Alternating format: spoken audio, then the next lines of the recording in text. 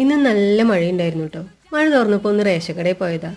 അപ്പോൾ അവിടെ കിടന്ന അരികളൊക്കെ കുതിർന്നിട്ട് നല്ല മനോഹരമായ ഒരു കാഴ്ച. അതൊക്കെ കൊത്തി തിന്നായിരുന്നു പ്രാവുകൾ.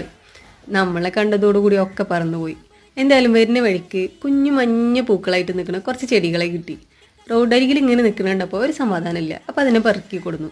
നമ്മുടെ ഗാർഡനിലേക്ക് ഒരു പുതിയ അതിഥി കൂടി എത്തിക്കോട്ടെ.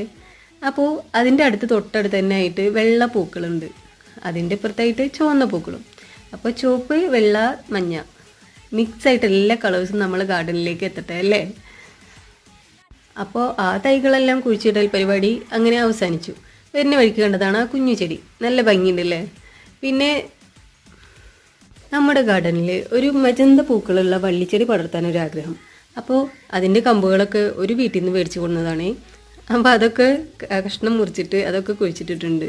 അപ്പോൾ ഇന്നത്തെ ഗാർഡൻ പരിപാടി ഇത്രയേ ഉള്ളൂ. ഓക്കെ.